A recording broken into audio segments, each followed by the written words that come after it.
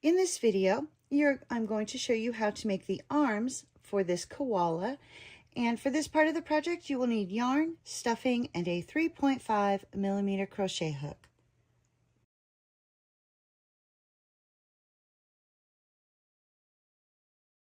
For the arms, I'll be using the blue yarn, and we'll begin with a magic circle. So wrap the yarn around your fingers, reach through, bring up a loop, chain 1 to secure. And for round 1, we're going to do 6 single crochet into this magic circle.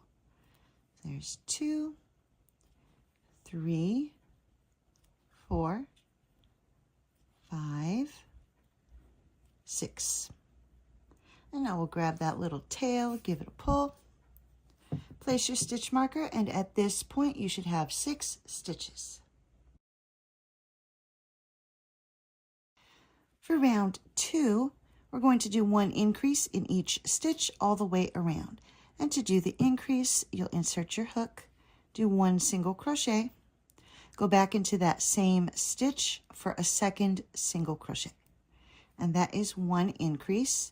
And now we're going to continue to do 1 increase in each stitch all the way around.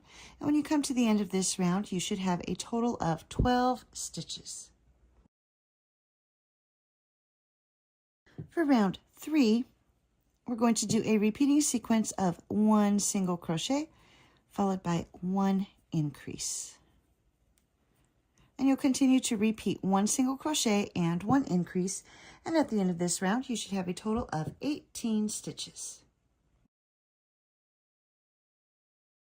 For round 4, we'll do a repeating sequence of 2 single crochet followed by 1 increase.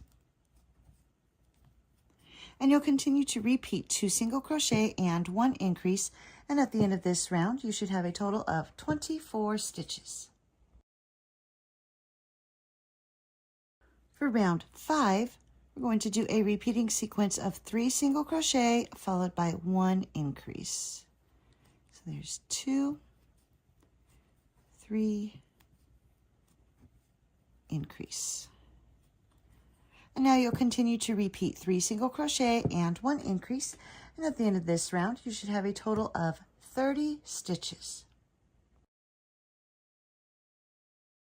For round 6, we're going to do a repeating sequence of 4 single crochet followed by 1 increase. So there's 1, 2, 3, 4, increase. And you'll continue to repeat 4 single crochet and 1 increase, and at the end of this round you should have a total of 36 stitches. For rounds 7 through 10, we're going to do 1 single crochet in each stitch all the way around. And when you come to the end of round 10, you should still have 36 stitches, and it'll be a good time to weave in that beginning tail and cut off the excess yarn. For round 11, we're going to do a repeating sequence of 4 single crochet followed by 1 decrease. So there's 1, 2, 3, 4, and now 1 decrease. So go into the stitch, bring up a loop, go to the next stitch, bring up a loop, grab the yarn, pull through all 3 of those loops, and that is 1 decrease. And now you're going to continue to repeat 4 single crochet and 1 decrease, and at the end of this round you should have a total of 30 stitches. For round 12, we'll do a repeating sequence of 3 single crochet followed by 1 decrease. So there's 1, 2, 3, decrease. And you'll continue to repeat 3 single crochet and 1 decrease, and at the end of this round you should have a total of 24 stitches. For round 13, we're going to do 1 single crochet in each stitch all the way around. And when you come to the end of this round, you should still have 24 stitches. For round 14, we'll do a repeating sequence of 4 single crochet followed by 1 decrease. There's 1, 2, 3, 4, decrease. And you'll continue to repeat 4 single crochet and 1 decrease, and at the end of this round you should have a total of 20 stitches. For rounds 15 through 35, we're going to do 1 single crochet in each stitch all the way around. And when you come to the end of round 35, you should still have 20 stitches. And here I've come to the end of round 35. I removed the stitch marker, and now we're going to take this opening and pinch it closed. Take the hook and go through the next stitch and the corresponding stitch on the other side of the opening. So you're going through both of those stitches and do a single crochet. Then we'll move to the next stitch, do the same thing, making sure to go through both of the stitches, keeping them lined up.